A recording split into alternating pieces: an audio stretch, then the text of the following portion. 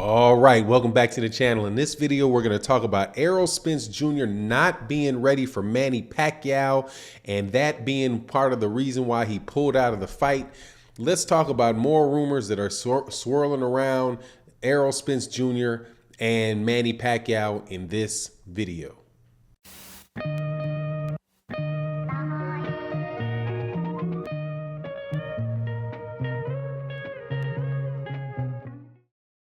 All right, welcome back to the channel. So in this video, it's going to be a little bit of a hybrid because people are using something that was said, I think, in a fair assessment of Errol Spence Jr. to mean something that nefarious. But before I get into that subject, please let me ask you, if you're not subscribed to the channel, please subscribe to the channel. Also hit the like button, hit the share button, because it definitely helps the channel grow and it'd be greatly appreciated. So like I said, Errol Spence Jr. and Manny Pacquiao were supposed to be fighting for Errol Spence Jr.'s WBC and IBF belt.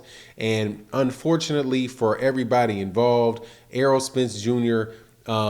Had a torn retina, and as a result of that torn retina, he's not able to compete in the fight. So there's been a lot of speculation about what the reasoning behind Errol Spence pulling out and whether it was being honest or not. Now, I think that a lot of it is just kind of just hopping on Errol Spence Jr. But one thing that I heard where I had to kind of dissect it was that Chris Van Heerden, who is a former former opponent of Errol Spence Jr., was saying that Errol Spence Jr. wasn't ready for Manny Pacquiao's speed and his angles, and that he would have lost. Right now, some people, I think, are using that to mean that Errol Spence Jr. was going to pull out of the fight because he wasn't ready. But let's talk about what Chris Van Heerden said and then go through it.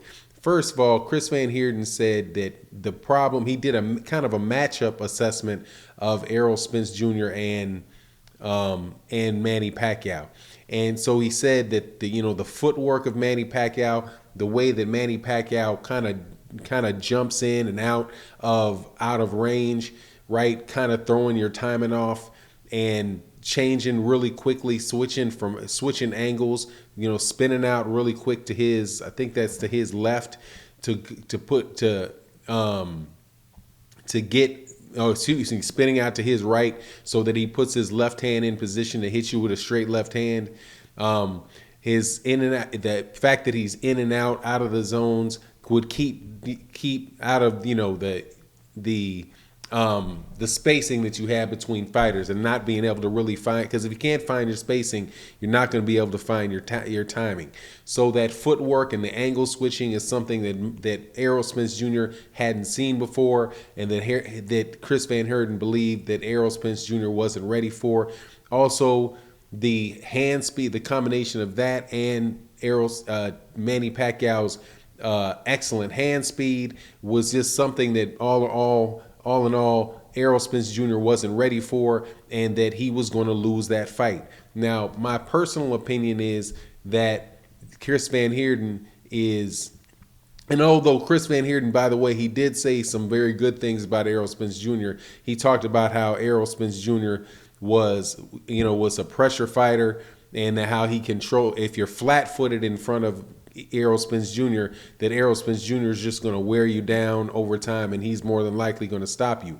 Now, if you go back and look at the Chris Van Heerden fight, Chris Van Heerden was somebody that was moving on the inside, giving trying to give Errol Spence Jr. angles, and that didn't help out Chris Van Heerden. Chris Van Heerden still got stopped by Errol Spence Jr. Although I know that, and I think Chris Van Heerden knows also, that Chris Van Heerden's not the level of fighter that Manny Pacquiao is. So that's not necessarily a tremendous comparison, because Manny Pacquiao is a top of the line fighter, and Chris Van Heerden is a journeyman, or not even a gatekeeper. I always call him a journeyman, even though he's only got one loss on his professional record.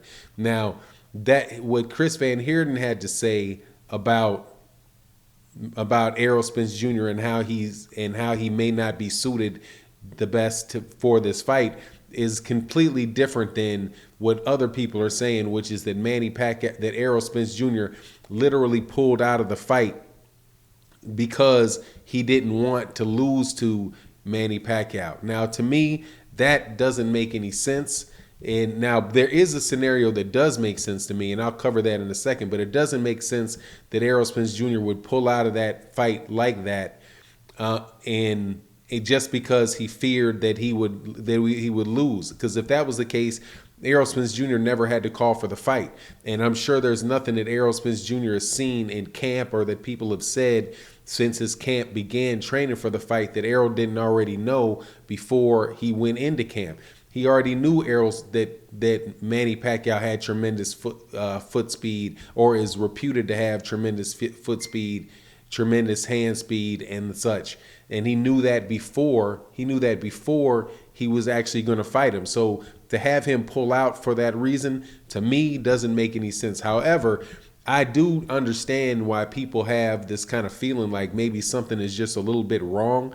And for me, I could understand that maybe that the timing of it doesn't feel right. Like everything works so neatly and together in the timing of the communication of the eye injury that I think that there's a possibility that the injury may have happened or been discovered a few days beforehand, and that they went on ahead and figured out exactly how to communicate everything to the public, in a way that it wouldn't stop the promotion of the fights. And that being that Manny Pacquiao would be Errol Spence Jr.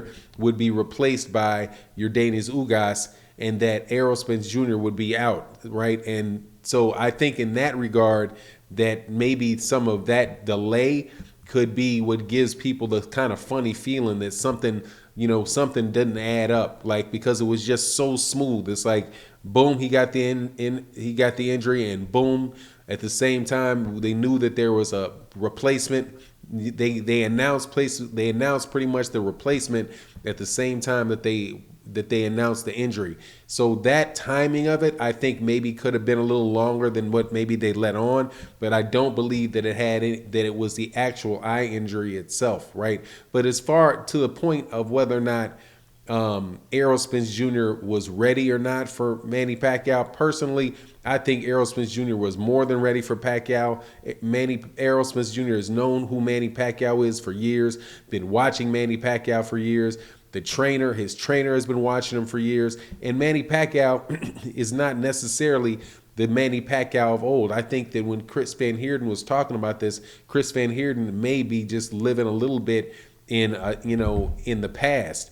Because my understanding is that, and especially like from Keith Thurman, who's watching him on the pads, is that watching Manny Pacquiao on the pads is that he does not look as sharp. He did not look as crisp as he had in the past. And that's only reasonable because the guy is 42, right? So all in all, I don't attest, I do believe that Errol Spence Jr. was ready for the fight. And I don't believe that he faked his injury in order to get out of the fight. But more than likely that there was some issue with the timing of it, that where they wanted, the PBC wanted to make sure that they controlled the message and did it in a way where they lost the least amount of money possible in the promotion for the fight. But anyway, that's my take on the issue. You let me know yours. And with that, I'm out. Peace.